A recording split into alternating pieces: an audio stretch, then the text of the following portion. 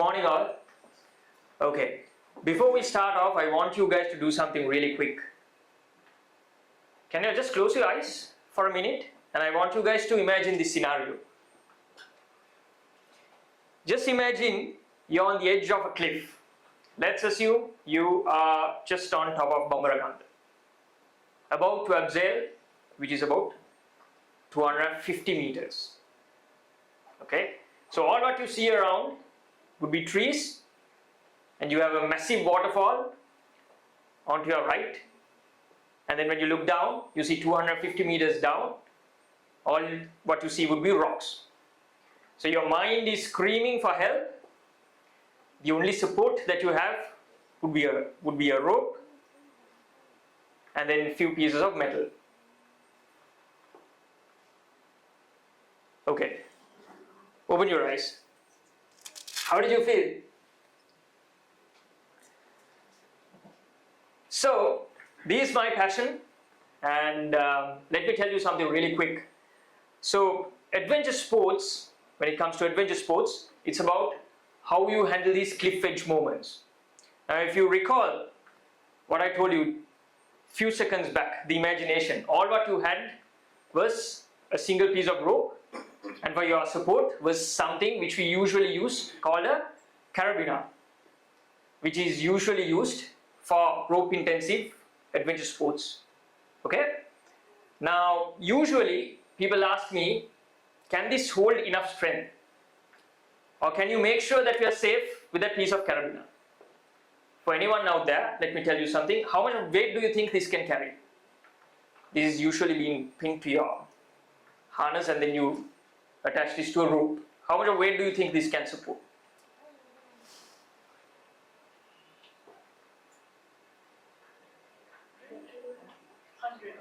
100 kilos. Anybody else? Anybody else? Okay, so this right here, what you see, can carry up to 2 metric tons, which is 2000 kilograms. Okay, so which means this has the capability to carry 30 people, each weighing 65 kilograms. Now, reflect forward. Even in life, when you handle real case scenarios like this, when you're being pushed to cliff edge scenarios, we detest risks. By nature, we don't like taking risks.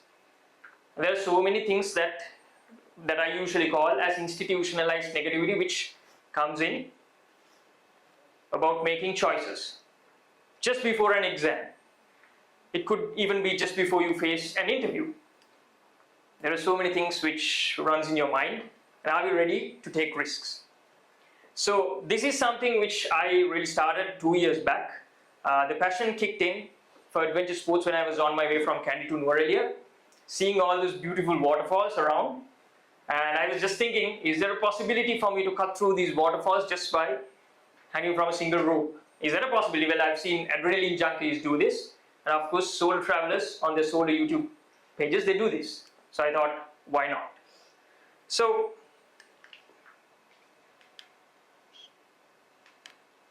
few interesting stats, the reason, few learnings that I would want to take you guys through.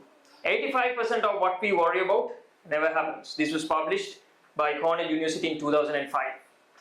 So I've seen many youngsters, when they've been pushed to the edge, may it be a presentation, may it be a group presentation, or even in adventure sports, they worry about failing. But if you actually ask yourself, these are all false alarms. I've seen many youngsters crying when they are about to when they're about to abseil, or when they're about to get onto a boat and kayak, or it could be rock climbing, they just scream. But halfway down, they know they have pushed that threshold and that they can achieve things. So something again, 1 in 3 youth experience anxiety or depression, as published by WHO in 2023.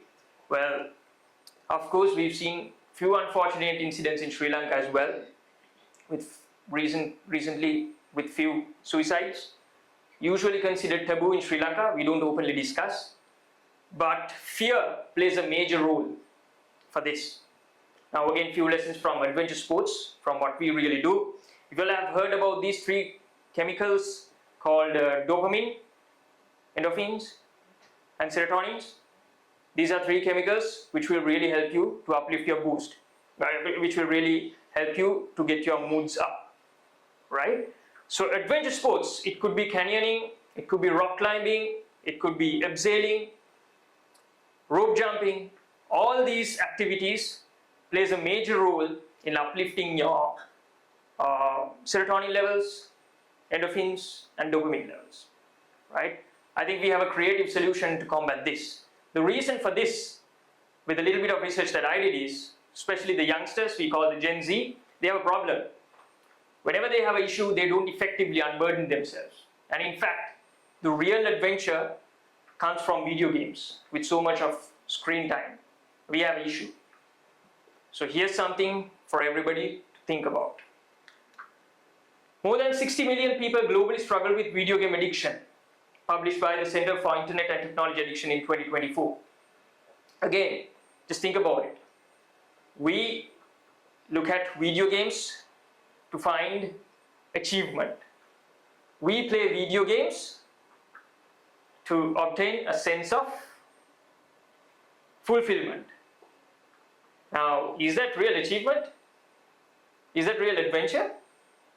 Now again, let me tell you something really interesting. Now, in adventure sports, what happens is usually you're being pushed to the edge, and the way how you handle those cliff edge moments, like how I showed you, will decide whether you will conquer that challenge or not. But unfortunately, in our traditional education systems, what happens is you have a beautiful syllabus, you're being taught the syllabus, and then you're being given an exam based on the syllabus. But in real life, is that how it works? You get the test first, or do you get the lesson first? You're being tested first. And then based on how you handle those situations, you get the lesson afterwards, right? So something for us to think. Okay, so this is me when I was abseiling down the widest waterfall in Sri Lanka. This is from Bomruella. Trust me when I tell this, I was so nervous. I was so nervous. But picking on 2 points from just what Dylan spoke about and then what Rosario spoke about. It's about being patient. It's about having that champion mindset, and it's about not giving up, right? So halfway down, I was helpless. I couldn't ask for any support. Of course, we had a team to back me up, but halfway down, if I was struggling, if I panicked, there was no help that they could support. The only other way is for them to quickly pull me up from the harness, or the other method was for them to reach me from the sides and then to make an immediate evacuation. Now, when you're being pushed to the edge, how do you handle such scenarios? Okay, so fear will kick in, but it's about handling those moments with patience and with that never give up attitude. Okay, right. Again, this is one of the most breathtaking routes I've ever kayaked. Any idea where this is? This is the longest river that we have right now. This is me kayaking across River Mahavali all by myself. I couldn't actually complete the entire stretch, but this was during 3 days. I had one of my friends who joined halfway, that's it. But here in kayaking, what you realize is you need to read how the ocean current works.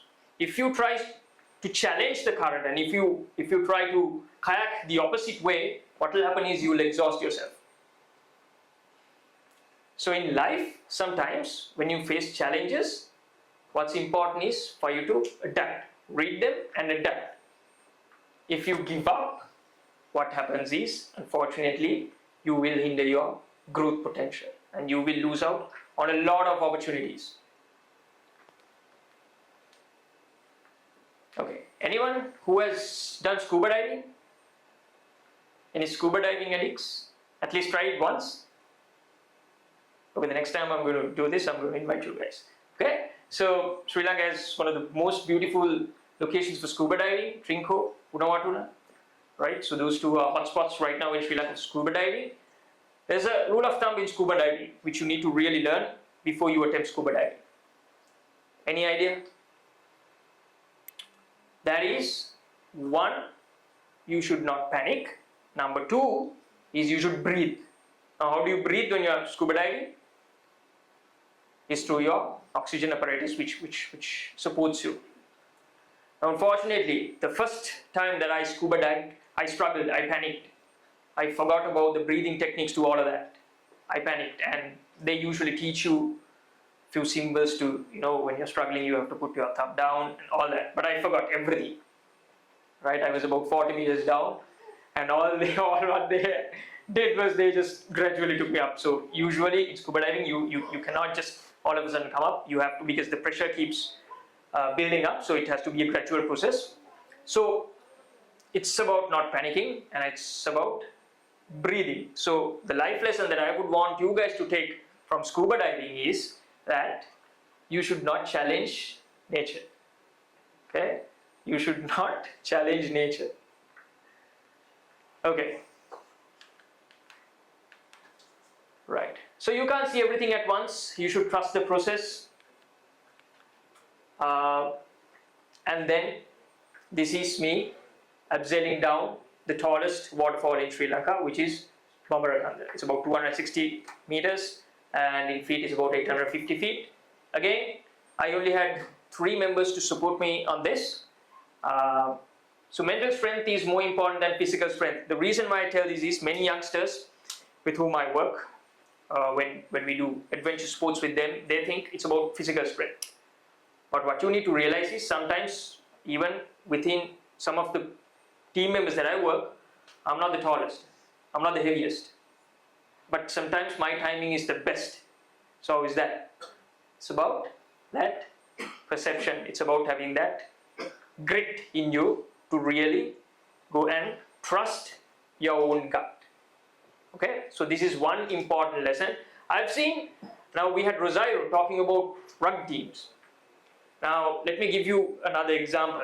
In rugby, it's a perfect combination between your pack and between your line, right? So you have people with different physiques. Now everybody gels so well. Now likewise, even in abseiling, what happens is when you do this with a team, everybody gels well. And what you need to really think is, it's not more than your physical strength, it's about your mental strength, right?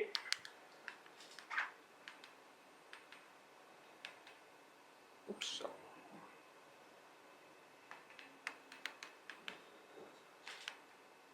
I think I lost it. There it is. Sorry.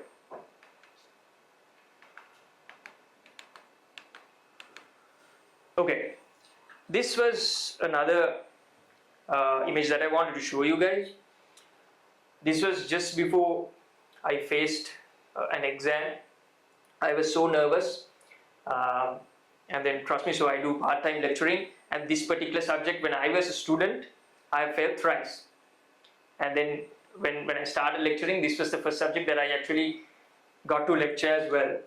So surprisingly, when I started lecturing, the first instance the students faced this exam, we ended up breaking a world record, right?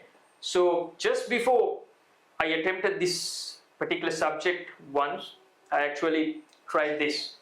I actually wanted to go out somewhere really far. I wanted to really try this because my mind was frozen. So I wanted to really do something really different and to understand my true potential. So rather than spending time thinking and worrying about the exam, what I did was I decided to go and I did a rock climbing, and that energy which I got, the refreshing feeling that I got was unbelievable, right? Okay, so this is what I do. This is what adventure sports has given me. Again, getting to work with the youngsters, with the budding youth in Sri Lanka. Some of them, when they were pushed to the edge, they were crying, they were screaming. But the moment they attempted some of these, for the first time in their lives, they realized their untapped potential. So we talk about a lot of stuff, untapping the actual potential of youngsters, thinking outside the box, to all of that. So here it was very emotional. They did it, and then they have now got into a rhythm of doing these things quite often, and then they've also, as a result, reduced the screen time that they spend. So rather than getting that sense of adventure, getting that sense of achievement from video games. Now what they do is they have started doing adventure sports, and the life lessons that they have got is amazing.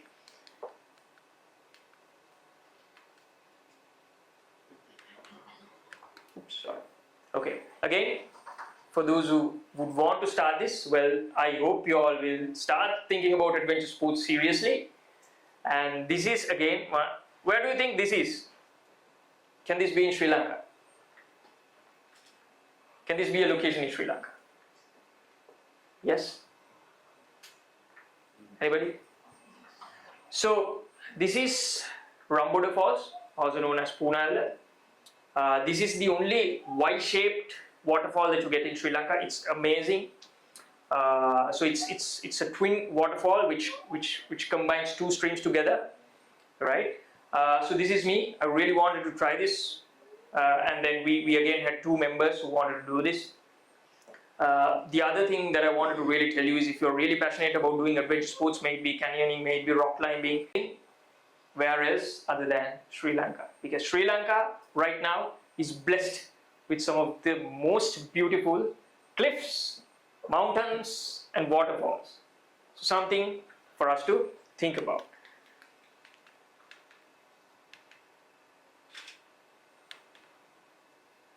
Yes, and as the saying goes, every journey has its reward.